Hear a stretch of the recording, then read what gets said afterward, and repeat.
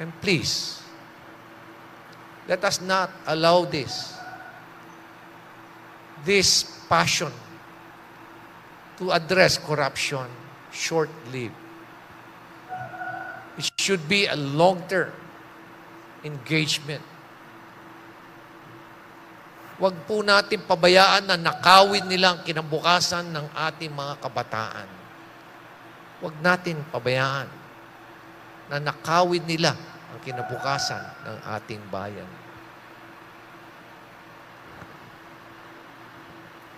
And sometimes in my private moments, I weep because I've never seen this kind of corruption.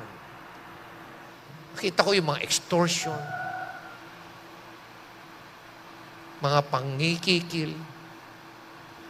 Pero believe me, this is something very, very different. I can only bow my head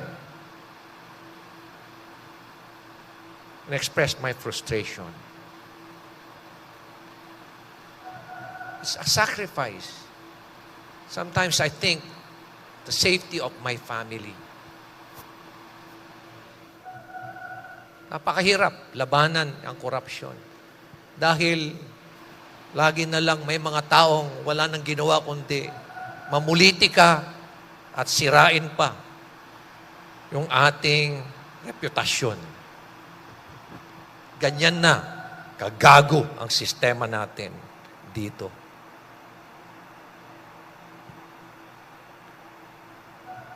Nakikipaglaban na tayo araw-araw, sacrificing our safety, sacrificing our life.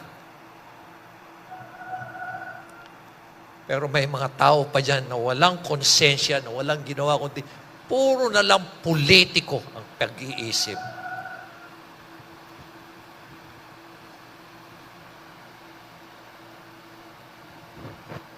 Kasing dumi ng kanilang mga konsensya.